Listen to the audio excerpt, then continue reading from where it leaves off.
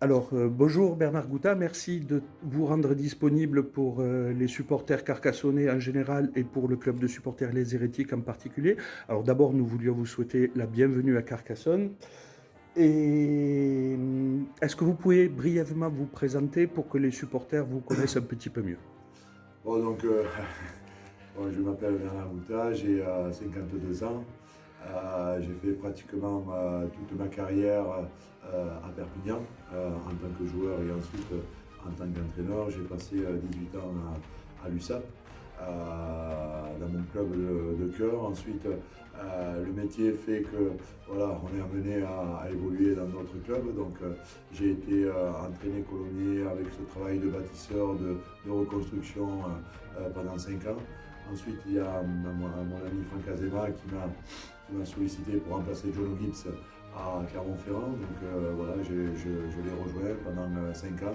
Et ensuite, j'ai fait 3 ans à Agen. Voilà. Donc, Ok. Notre club est connu pour faire le mieux possible avec peu de moyens. Comment nos dirigeants ont-ils réussi à vous convaincre de venir poser vos valises à Carcassonne en un délai aussi court? mais déjà, voilà, j'ai quitté le SUA avec ma volonté début janvier. Voilà. Donc ensuite, je suis resté à rien faire, pas à rien faire, mais à m'occuper de la famille, à m'occuper aussi, voilà, à prendre un peu de recul avec le rugby, à me reposer, parce que pendant 32 ans, j'ai jamais coupé. Donc voilà, ça m'a permis de me régénérer, voilà, d'imaginer d'autres méthodologies de travail, d'imaginer voilà, d'autres phases de jeu, voilà, donc, et un nouveau projet aussi. Et ensuite, je ne suis pas un homme voilà, qui fait des plans de carrière. Moi, je marche au feeling, je marche à la passion et ce club me passionne, Carcassonne, et son histoire aussi me passionne parce que Carcassonne, c'est vraiment une belle ville. J'ai assisté au derby contre Narbonne. Voilà, j'ai vu voilà, Domecq plein, des supporters enthousiastes, j'ai vu une belle fête avant le match. Je pense que Carcassonne, c'est une belle endormie. Voilà, il va falloir juste raviver cette flamme et protéger notre cité et reconquérir aussi voilà, d'autres territoires. Alors justement, comment appréhendez-vous la situation suite au départ de vos prédécesseurs? Non, je pense que, comme je vous dis, c'est une belle endormie. Il y a eu un travail fait par Christian. Ensuite, Jean-Marc a pris le relais. Voilà, quoi. Donc maintenant, à moi de continuer ce travail-là. Il y a beaucoup de personnes qui me disent, et je pense que tu n'oses pas me la poser la question, mais qu'est-ce que tu es venu faire à Carcassonne? Moi, je leur ai dit, je leur dis, quand je suis allé à Agen, tout le monde m'a dit, qu'est-ce que tu vas faire à Agen? Et en 18 mois, on assure un maintien et un top 6. Et je leur dis, on verra les comptes dans 18 mois, parce que j'ai signé un contrat de 18 mois. Et mon objectif, c'est de redonner confiance à cette équipe et surtout de redonner une fierté à nos supporters et à nos partenaires. Alors vous parliez de reconstruction tout à l'heure. Quelles sont vos premières impressions depuis votre arrivée au niveau du club, des joueurs, des infrastructures? Parce qu'il y a il y a de la place pour les améliorations. Non, je pense que ma concentration est d'abord été de retrouver une identité de jeu et un ADN aussi de jeu.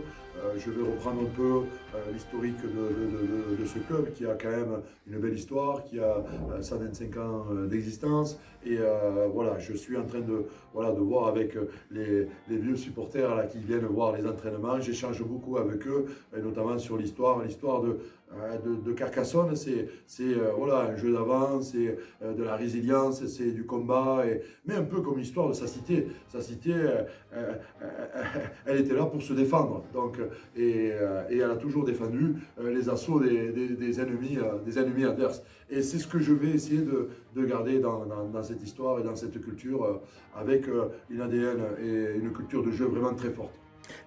Et est-ce que vous pouvez brièvement, on ne va pas revenir dessus en longueur, nous dire ce que vous avez pensé du derby justement? Ce que j'ai pensé du derby, c'est qu'on sentait une équipe, des joueurs avec voilà, beaucoup d'envie, beaucoup de pression aussi par rapport à leur prise de responsabilité. Donc, et ensuite, bon, qui s'est lâché au fur et à mesure, mais on a senti une équipe voilà, qui n'était pas organisée, qui avait peur de mal faire, une équipe qui a finalement joué le match avec la peur de le perdre et non pas pour le gagner. Et j'ai ressenti ça, mais bon, mais je l'avais ressenti aussi sur les matchs que j'ai analysés, notamment leurs 3-4 derniers matchs. J'ai ressenti ça, une équipe qui était un peu fébrile dans l'organisation. Oui. Alors, notre club avait annoncé en début de saison qu'on allait finir dans le top 2. Pour éviter le désagrément, on va dire, de la demi-finale jouée à Narbonne l'an dernier. Qu'est-ce que vous pouvez nous dire à ce sujet? Maintenant, vous venez d'arriver et ça a été dit dans le passé. Maintenant, comme vous disiez tout à l'heure, il y a 18 mois à venir. Donc, on vous pose la question. Voilà. Voilà, pour jouer les 2 premières places, déjà, il faut que les basiques soient en place. Les basiques, c'est ta conquête, ta défense, tes sorties de camp et ta discipline. Pour le moment, on l'a pas encore. Même si on a retrouvé notre conquête contre Narbonne, voilà, on est encore fébrile dans tout ce qui est les basiques. Ensuite, c'est qu'est-ce qu'on va mettre en place comme jeu. Donc, et notamment par rapport au standard du très haut niveau. Et dans ce sport, il faut marquer. Il faut marquer. Voilà, contre Narbonne, je pense qu'on aurait pu jouer une demi-heure de plus. On n'était pas prêt à mettre cette défense en difficulté et à se donner des opportunités de marquer. Donc c'est toute cette organisation qu'on va essayer de mettre en place et de redonner surtout de la confiance aux joueurs. Ils ont perdu de la confiance là-dedans et par moments je les sens un peu perdus sur le terrain et voilà. Donc après, pourquoi ils ont perdu cette confiance?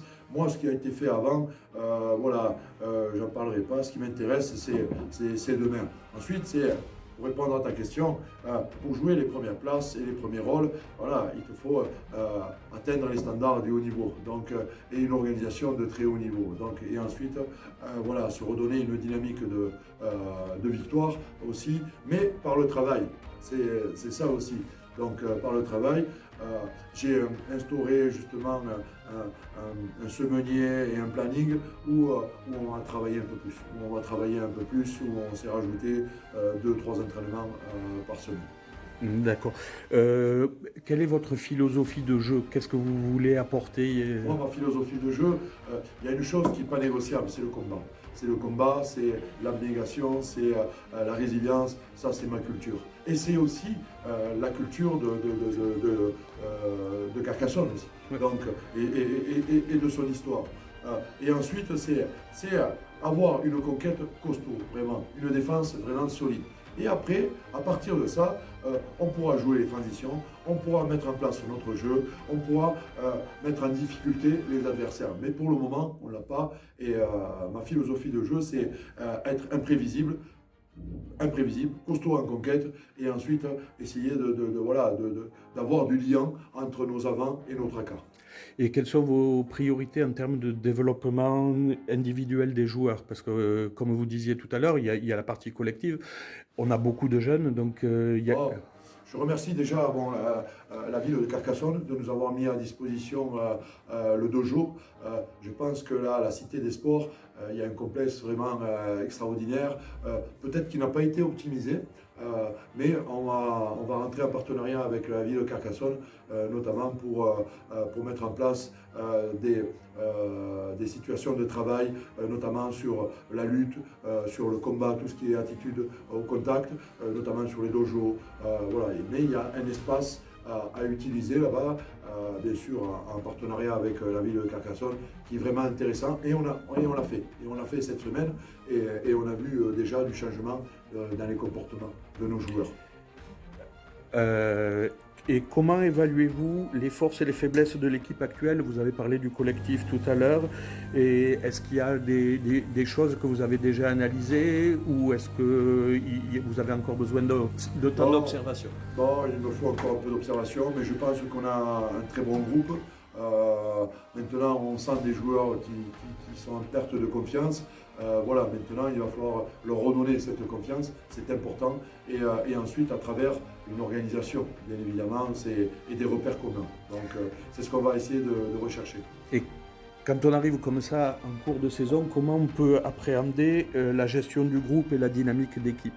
Non, d'abord, dans un premier temps, c'est essayer de, voilà, de mettre un cadre, de mettre des règles aussi, une discipline, de retrouver une culture de travail, de retrouver une dynamique de travail.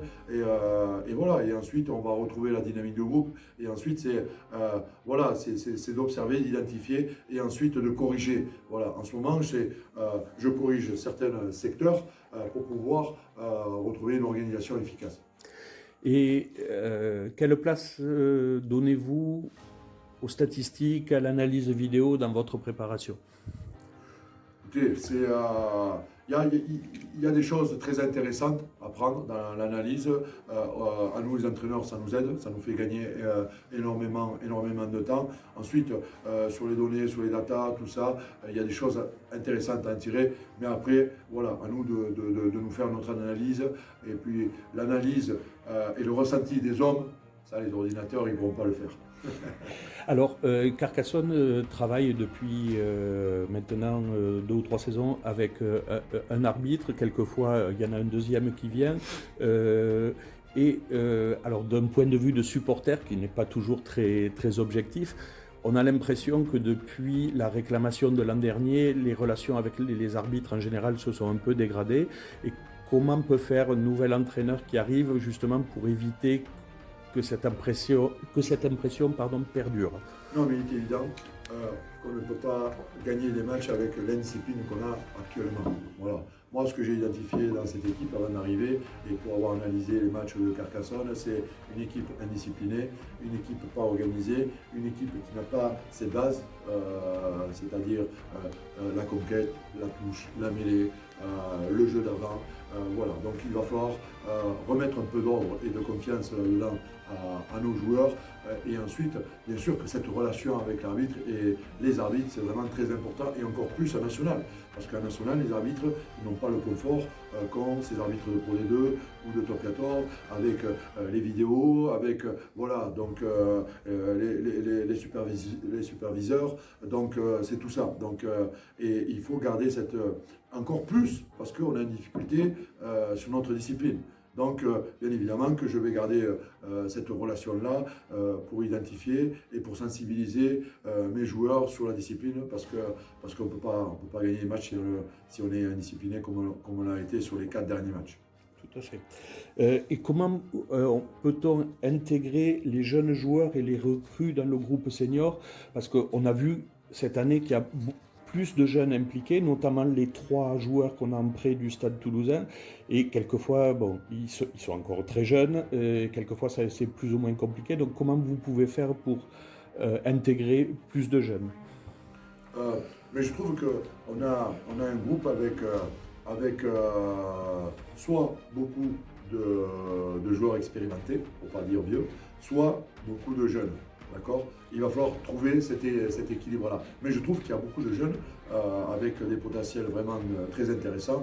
Bien sûr qu'il faut grossir, bien sûr qu'il faut développer, mais y amener petit à petit. Donc, et trouver la bonne dynamique pour pouvoir les faire évoluer avec nous. Bon, déjà, il faut les faire travailler, mais il faut faire travailler tout le monde. Donc, ça, c'est pas un souci. Et ensuite, comme j'ai dit, je vais considérer tout le monde. Mon premier discours, c'est ça.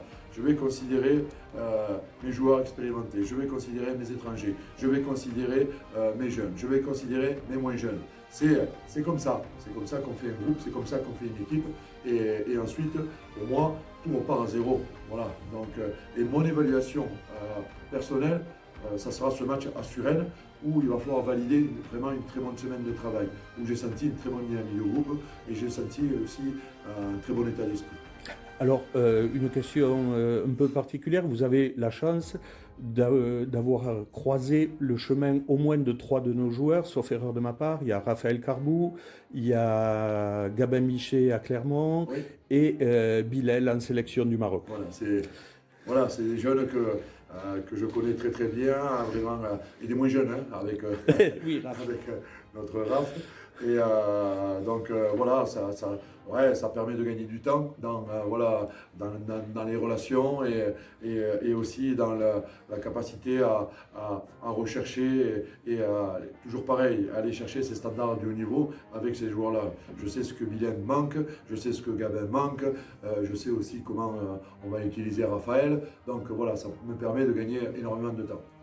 D'accord. Ouais. Et depuis 2 saisons, on n'a pas été épargné par les blessures de longue durée.